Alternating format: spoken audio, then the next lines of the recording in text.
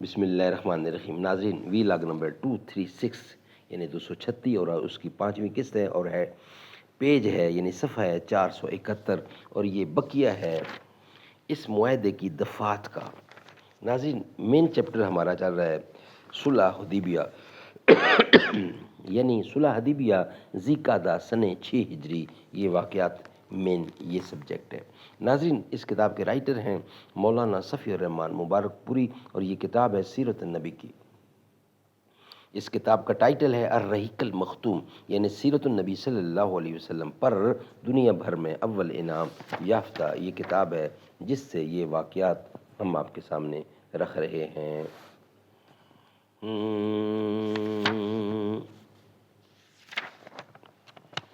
اہل نظر کے آپ ہیں رہبر عمر عمر، اہل سنن کے آپ ہیں دل بھر عمر عمر، خیر الورا کے آپ ہیں مظہر عمر عمر، ہے ناز ان کو آپ کے اوپر عمر عمر، صدقہ رسول پاک کا ہم کو بھی ہو عطا، ہم بھی ہیں تیرے در کے گدا عمر عمر۔ ناظرین، یہ ہے 5ویں اور آخری قسط آج کے لحاظ سے، اور سبجیکٹ چل رہا ہے اس معاہدے کی دفعات کا حاصل، صفحہ نمبر ہے 471۔ اس کے بعد اس صلح کے سلسلے میں یہ پہلو بھی قابل غور ہے کہ قریش نے مسلمانوں کو یہ 3 رعایتیں دے کر صرف ایک رعایت حاصل کی جو دفعہ نمبر 4 میں مذکور ہے، لیکن یہ رعایت حد درجہ معمولی اور بے وقت تھی، اور اس میں مسلمانوں کو کوئی نقصان نہ تھا، کیونکہ یہ معلوم تھا کہ جب تک مسلمان رہے گا، اللہ، رسول اور مدینہ الاسلام سے بھاگ نہیں سکتا۔ اللہ، رسول اور مدینہ الاسلام سے بھاگ نہیں سکتا۔ اس کے بھاگنے کی صرف ایک ہی صورت ہو سکتی ہے کہ وہ مرتد ہو جائے، خواہ ظاہراً خواہ در پردہ، اور ظاہر ہے کہ جب مرتد ہو جائے تو مسلمانوں کو اس کی ضرورت نہیں، بلکہ اسلامی معاشرے میں اس کی موجودگی سے کہیں بہتر ہے کہ وہ الگ ہو جائے، اور یہی وہ نقطہ ہے جس کی طرف رسول اللہ صلی اللہ علیہ وسلم نے اپنے اس ارشاد میں اشارہ فرمایا تھا۔ انہو من ذہب منا الیہم فابعدہ اللہ، جو ہمیں چھوڑ کر ان مشرکین کی طرف بھاگا اسے اللہ نے دور یا برباد کر دیا۔ جو ہمیں چھوڑ کر ان مشرکین کی طرف بھاگا اسے اللہ تعالیٰ نے دور کر دیا یا پھر برباد کر دیا۔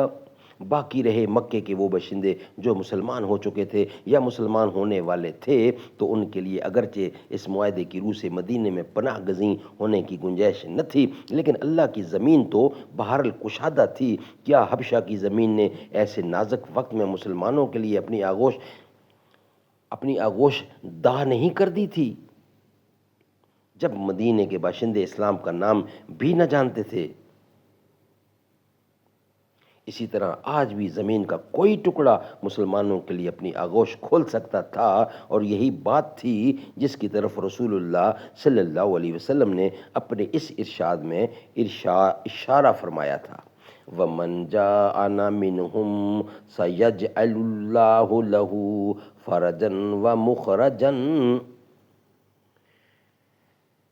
دوسری کی 105ویں یہ آیت ہے، ایزن صحیح مسلم۔ ان کا جو آدمی ہمارے پاس آئے گا اللہ اس کے لیے کشادگی اور نکلنے کی جگہ بنا دے گا۔ پھر اس قسم کے تحفظات سے اگرچہ نظر بظاہر قریش نے عز و وقار یعنی عز و وقار حاصل کیا تھا، مگر یہ در حقیقت قریش کی سخت نفسیاتی گھبراہٹ، پریشانی، اعصابی دباؤ اور شکستگی کی علامت ہے۔ اس سے پتہ چلتا ہے کہ انہیں اپنے بت پرست سماج کے بارے میں سخت خوف لاحق تھا، اور وہ محسوس کر رہے تھے کہ ان کا یہ سماجی گروندہ ایک کھائی کے ایسے کھوکھلے اور اندر سے کٹے ہوئے کنارے پر کھڑا ہے جو کسی بھی دم ٹوٹ گرنے والا ہے۔ ٹوٹ گرنے والا ہے، لہٰذا اس کی حفاظت کے لیے اس طرح کے تحفظات حاصل کر لینا ضروری ہے۔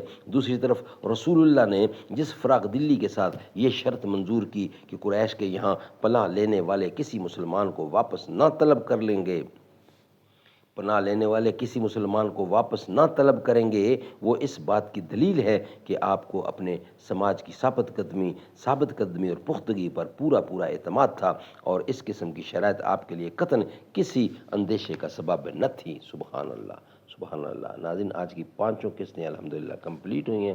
نیکسٹ ہے مسلمانوں کا غم اور حضرت عمر کا مناقشہ، وہ ہم رکھیں گے نیکسٹ ویلاگ کی صورت میں۔ آج کی 5 قسطیں الحمدللہ مکمل ہوئی ہیں۔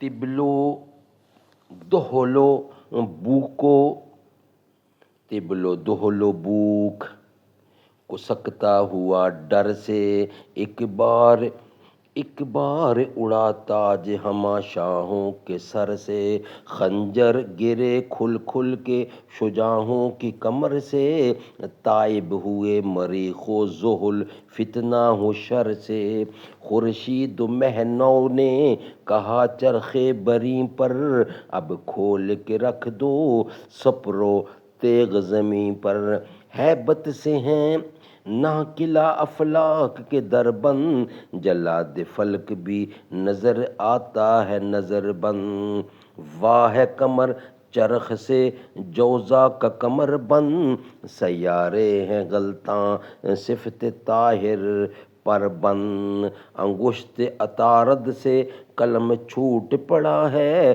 خورشید کے پنجے سے علم چھوٹ پڑا ہے۔ سبحان اللہ، سبحان اللہ۔ ناظرین، آج کا یہ ویلاگ بھی کمپلیٹ ہوتا ہے۔ السلام علیکم۔